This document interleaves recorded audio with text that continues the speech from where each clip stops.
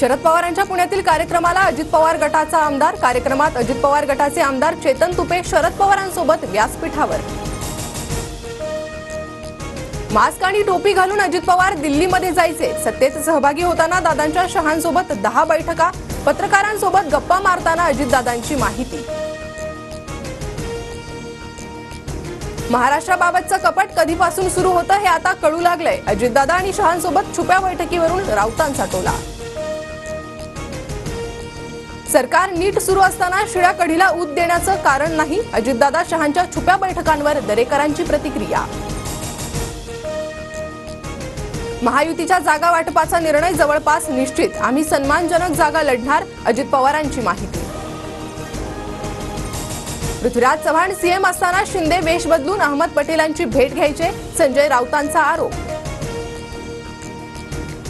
राष्ट्रपती भवनात शिंदे मोदी आणि शहांमध्ये राज्यातील प्रश्न आणि विधानसभेसंदर्भात स्वतंत्र चर्चा।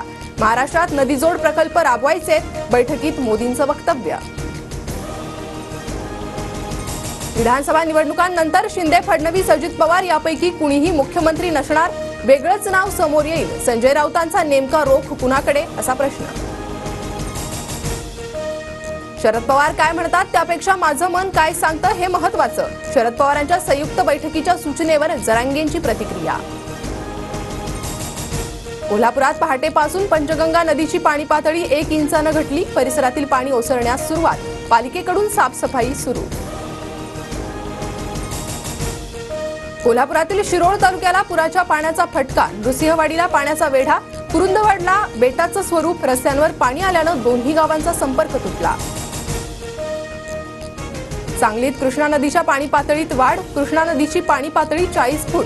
नदीच्या किनारी पोलिसांचा कडेकोट बंदोबस्त। उपसभापती नीलम गोऱ्हेंकडून विधान परिषदेच्या नवनिर्वाचित सदस्यांना शपथ। पंकजा मुंडे, सदाभाऊ खोत, भावना गवळींसह 11 आमदारांचा शपथविधी। सीपी राधाकृष्णन महाराष्ट्राचे नवे राज्यपाल तर हरिभाऊ बागडे राजस्थानच्या राज्यपालपदी। राष्ट्रपती द्रौपदी मुर्मू यांच्याकडून राज्यपालांच्या नियुक्त्या। राज ठाकरे पुण्यातील पूरग्रस्त भागाची आज पाहणी करणार। सिंहगड रोड परिसरात नुकसान झालेल्या नागरिकांची भेट घेणार। यशस्वी शिंदे हत्या प्रकरणाच्या निषेधार्थ आज उरण शहर बंद। फुल मार्केट परिसरातून नागरिकांचा लॉंग मार्च निघणार। आरोपीचा शोध घेण्यासाठी गुन्हे शाखेचं पथक कर्नाटकला रवाना। दिल्लीत मुसळधार पाऊस। कोचिंग सेंटरच्या बेसमेंटमध्ये पाणी साचलं। यूपीएससीची तयारी करणाऱ्या 3 विद्यार्थ्यांचा मृत्यू। विद्यार्थ्यांची दिल्ली सरकार विरोधात निदर्शनं। रायगड आणि साताऱ्यात आज पावसाचा ऑरेंज अलर्ट। पालघर, ठाणे, मुंबई, रत्नागिरी, पुणे, कोल्हापूरला येलो अलर्ट तर बुलढाणा, अकोला, वाशिम, यवतमाळमध्ये देखील पावसाचा इशारा। महिला आशिया चषकाचा आज अंतिम सामना। गतविजेत्या भारताचं श्रीलंकेसमोर आव्हान। श्रीलंकेतील डंबुला क्रिकेट स्टेडियमवर दुपारी 3 वाजता सामना रंगणार। पॅरिस ऑलिम्पिकमध्ये भारतीय हॉकी संघाचा न्यूझीलंडवर 3-2 अशा फरकानं विजय। तर दुसरीकडे आज महिलांच्या 10 मीटर्स एअर पिस्तूल शूटिंगचं फायनल। मनू भाकरकडून भारताला सुवर्ण कामगिरीची आशा।